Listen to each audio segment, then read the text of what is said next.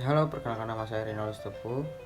Saya di sini akan mempresentasikan tentang tugas tertutor kami, yaitu profesi arsitek. Saya sendiri mewakili dari teman kelompok saya yang bernama Dennis, Alfrida, dan lain-lain. Di sini saya akan membicarakan tentang profesi arsitek. Apa itu profesi arsitek? Profesi arsitek merupakan profesi yang sangat spesifik karena dalam melakukan praktik arsitektur harus mampu menangkap suatu pesan atau keinginan daripada pengguna jasa agar dapat diwujudkan menjadi satu karya bangunan yang fungsional beserta lingkungan binaannya. Dalam arsitek, keprofesiannya ini juga harus memperhatikan kondisi sekitar perancangan yang dibangun. Apakah ada pihak yang dirugikan, baik manusia, sumber daya alam, budaya, ke daerah sekitar.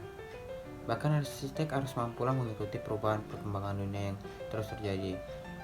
Jelas bukan keahlian yang mudah tanpa dilatar belakangi pendidikan dan pengalaman.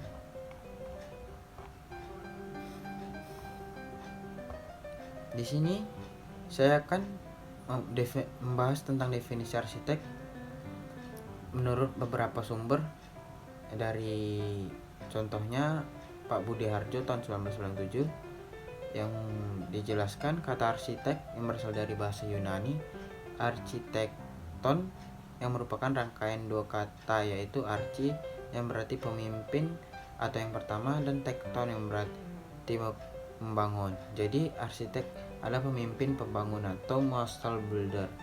Menurut Marcus Polio Vitruvius, ada 3 aspek penting dalam arsitek, yaitu firmitas, kekuatan atau konstruksi; utilitas, kegunaan atau fungsi; venusitas, keindahan dan estetika.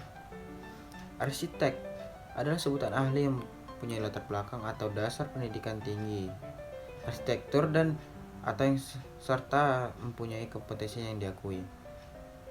Melakukan praktik profesi arsitek sesuai ketentuan organisasi profesi arsitek serta telah memiliki sertifikat IAI.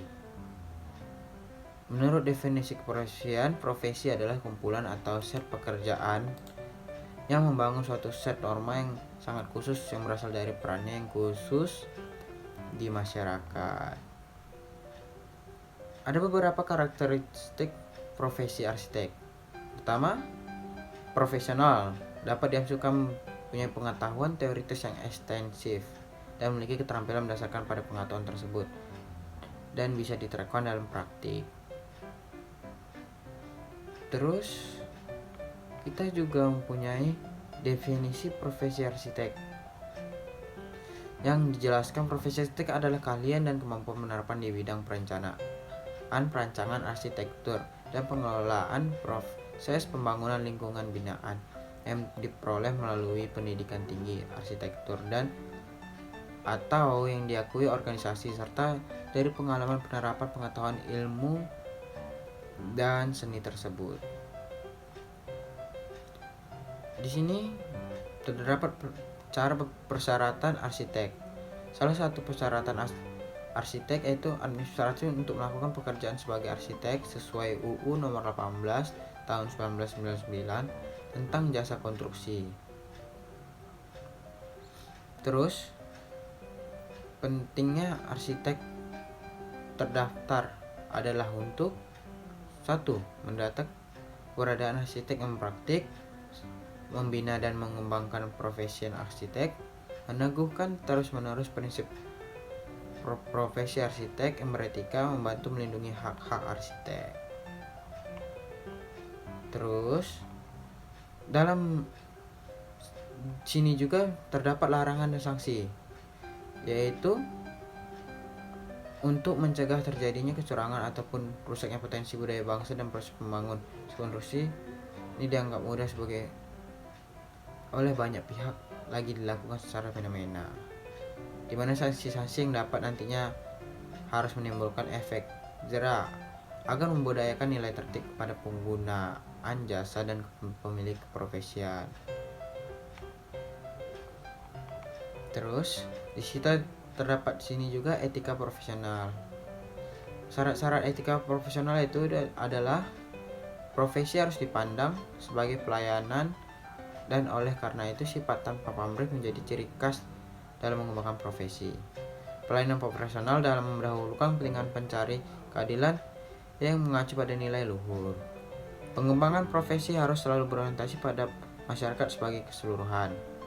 Persaingan dalam pelayanan berlangsung secara sehat sehingga dapat menjamin mutu dan peningkatan mutu pengembangan profesi.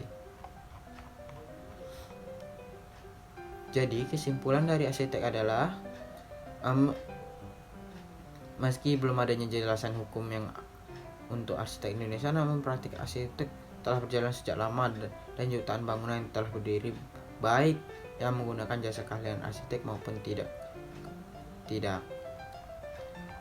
Untuk sarannya, pertama, adanya kejelasan perundang-undangan atau aspek hukum bagi pelaku maupun pengguna profesi arsitektur.